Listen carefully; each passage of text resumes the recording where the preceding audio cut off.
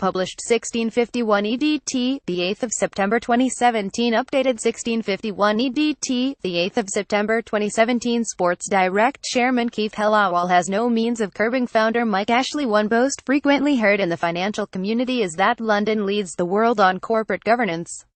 Sure, some rogue-quoted companies, insurance broker Quindel and miners ENRC, now renamed Eurasian Resources Group, and Boomi, slip through the net, but UK codes, policed by the Financial Reporting Council, look to be something in which to take pride. But is that really the case?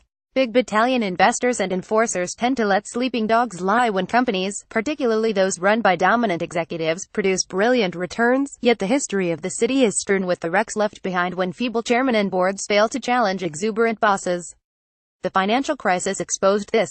Both Adam Applegarth at Northern Rock and Fred Goodwin at Royal Bank of Scotland were given a virtually free ride. Some 90% of RBS shareholders backed RBS's disastrous purchase of ABN AMRO in the autumn of 2007, long after the fragility of the global banking system had been exposed. Further back in time, we have extreme examples of implosion at Tiny Rollins Lonhro and Robert Maxwell's quoted outfits, but even in the past week there have been reminders that governance is not as robust as we like to think. The survival of Keith Hellawell at Sports Direct, with help from fund manager Schroders, is a case in point. Hellawell has no means of curbing the excesses of founder Mike Ashley, who didn't even turn up to the annual general meeting. At Reckitt Benckiser, the board is in breach of governance codes about length of service. It has been able to slough off criticism because performance has been exceptional. Now that it has slipped on some biggish banana skins, questions are being asked.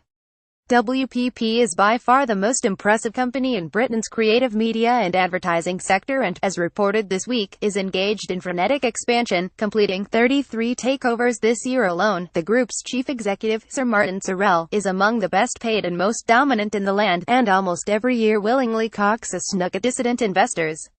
Other companies who regard governance rules for everyone but themselves include Ryanair and Berkeley Homes.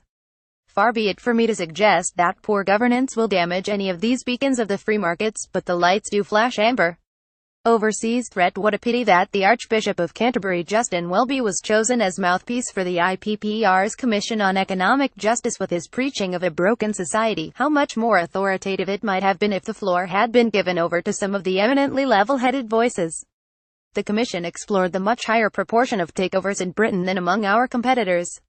In the period 19,982,005, leading up to the financial crash, deals in the UK were worth 22% of total output, more than double that in the US and almost 3 times more than in Germany. It notes that 30% of the value added by business in the UK comes from foreign-owned firms as a result of the surge in deals which took out emblematic names including Asda, Bentley, Cadbury, ICI, Pilkington and Scottish Newcastle. With so many important decisions to the economy being taken from headquarters overseas, the risk to investment is much higher than with homegrown companies.